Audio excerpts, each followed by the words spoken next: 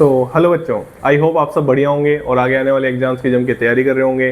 तो JEE mains हो चुका है, आपने जेई एडवांस की तैयारी स्टार्ट कर दी होगी और नीट वाले बच्चों ने नीट की तैयारी अपने जो लास्ट पड़ाव जो जिसको बोलते हैं उस पर अपनी तैयारी को दे दीजिए। ठीक है, जो भी टॉपिक आपके मॉडरेट वीक हैं उन पे आप ध्यान दे सकते हैं, अभी है समय। ठीक है, और आप उनको स्ट्रॉन्ग कर सकते हैं।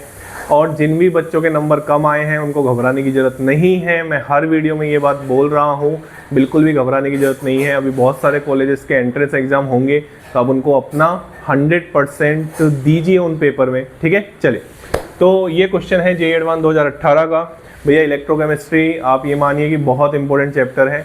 हर 2025 में 2 क्वेश्चन आए, 2024 में 2 क्वेश्चन आए, मतलब हर साल क्वेश्चन लगभग 2 क्वेश्चन का तो एवरेज रह ही रहा है इलेक्ट्रोकेमिस्ट्री का। ठीक है ना, चलिए तो क्वेश्चन की बात करते हैं। क्वेश्चन सिंपल है, आइए बात कर लेते हैं। फॉर द इलेक्ट्रोकेमिकल सेल, और ये आपको दे रखा है इलेक्ट्रोकेमिकल सेल। ठीक है, अच्छी बात है।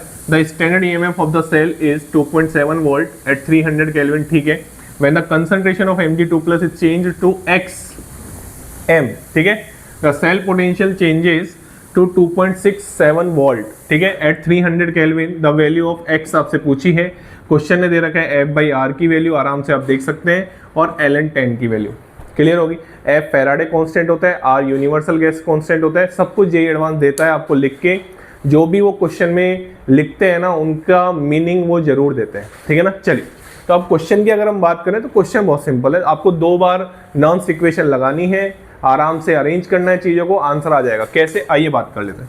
सबसे पहले तो हमको रिएक्शन लिखनी पड़ेगी। लेफ्ट साइड में एनोड होता है और एनोड पे क्या होता है, ऑक्सीडेशन। ठीक है ना, चलिए तो Mg से आप क्या लिखेंगे बेटा, Mg से आप लिखेंगे Mg2+ प्लस 2 इलेक्ट्रॉन। ठीक है, चलिए पहले तो अपन फुल सेल रिएक्शन लिख लेते हैं। सबसे पहली स्टेप यही होती है, क्या लगाने की, नॉन्स्ट इक्वेशन लगाने की। क्या लगाने की, नॉन्स्ट इक्वेशन लगाने की। ठीक है, प्लस 2 इलेक्ट्रॉन आ जाएगा और यहाँ पे क्या बन जाएगा, Cu सॉलिड बन जाएगा। क्लियर हो गई बात।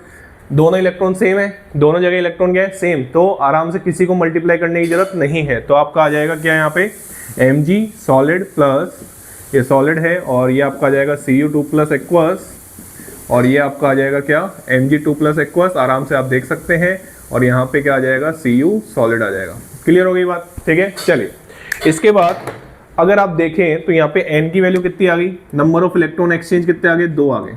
ठीक हो गई बात। चलिए इस पे नॉन्स इक्वेशन लगाएं तो E सेल बराबर E0 सेल, वो क्वेश्चन ने दे रखा है। अगर आप ध्यान से देखें तो जब कंसंट्रेशन क्या है, ये है, आराम से आप देख सकते हैं, कोई टेंशन वाली बात नहीं है।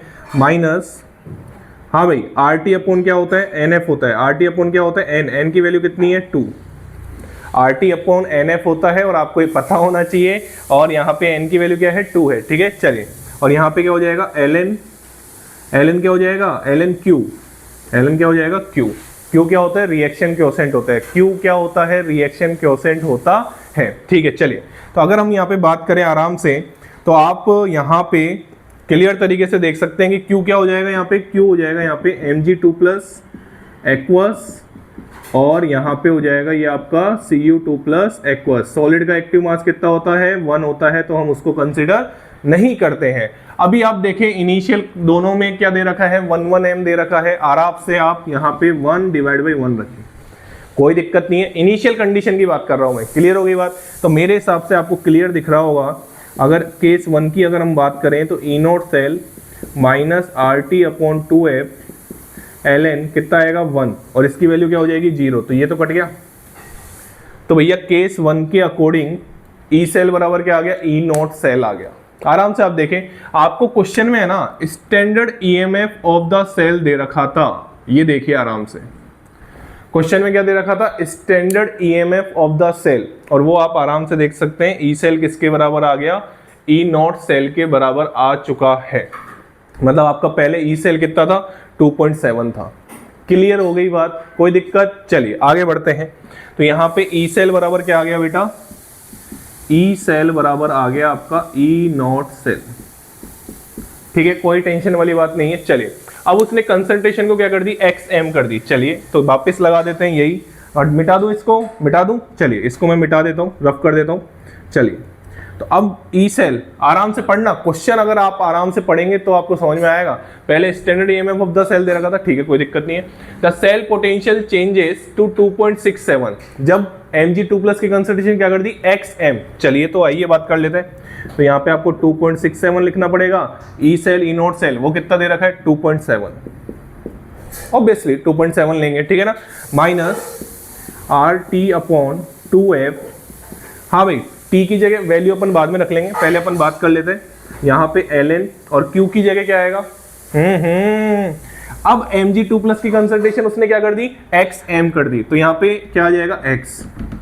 Cu2+ के बारे में कोई इंफॉर्मेशन नहीं दे रखी, तो Cu2+ की कंसंट्रेशन आप कितनी लेंगे 1m ही लेंगे, अच्छे से सुन लो। तो यहाँ पे आप क्या रखेंगे X, ठीक है कोई दिक्कत नहीं आनी चाहिए। इसको इधर ले जाओ तो ये आ जाएगा माइनस का 0.3, मतलब ये आ जाएगा 0.3 बराबर RT/2F ln x, ठीक है। चलिए अब आपको वैल्यू दे रखी है F/R की, कितनी दे रखी है 11,500, ठीक है भैया।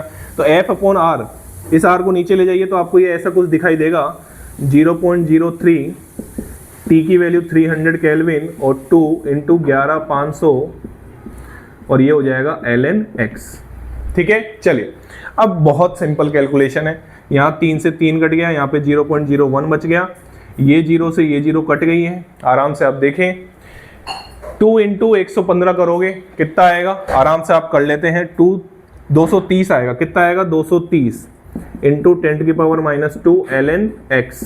तो आराम से आप देख सकते हैं कि ln x बराबर क्या आ गया 2.3 आ गया। आराम से देखो, कोई जल्दबाजी नहीं, आराम से देखो ln x बराबर क्या आ गया 2.3। तो क्वेश्चन ने दे रखा है कि ln 10 की वैल्यू कितनी होती है 2.3, तो जब एंटीलॉग लोगे तो मेरे हिसाब से आपको सबको इतना तो आता ही होगा ऑब्वियसली। कोई ये जेई आप दे रहे हैं, जेई एडवांस का पेपर देने जा रहे हैं, तो आपको ये तो पता ही होगा कि अगर आप x की वैल्यू यहाँ पे 10 रखें तो ln 10 की वैल्यू क्वेश्चन ने कितनी दे रखी है 2.3, तो x का आंसर कितना आ गया बेटा 10 आ गया। कितना आंसर आ गया 10 आंसर आ गया, बात समझ में आ गई। तो ये क्वेश्चन था जेई एडवांस 2018 का, चैप्टर का नाम इलेक्ट्रोकेमिस्ट्री। 2 बार नॉन इक्वेशन लगानी थी, एक बार लगाई, आराम से देखा ई सेल किसके बराबर आ रहा है, ई नोट सेल के बराबर आ रहा है। अब मेरे को इसमें ये समझ में नहीं आ रहा कि इस क्वेश्चन में इसका क्या रोल था। अगर ई नोट सेल उन्होंने दे रखा था तो कोई टेंशन वाली बात नहीं है, ठीक है। चलिए एक बार अगर मैं, हाँ अगर वो ईएमएफ ऑफ द सेल भी देते ना तो ईएमएफ ऑफ द सेल आपको किससे निकल जाता, ई नोट सेल के आप बराबर कर देते। क्लियर हो गई बात। चलिए मैं फिर भी इस क्वेश्चन को एक बार चेक कर लेता हूँ, इसमें मेरे को देखना पड़ेगा कि ये स्टैंडर्ड ही था क्या, ठीक है ना। 1 मिनट 1 सेकंड रुकिए, 2-3 सेकंड रुकिए, ठीक है, मैं आपको देख के बता दूँ।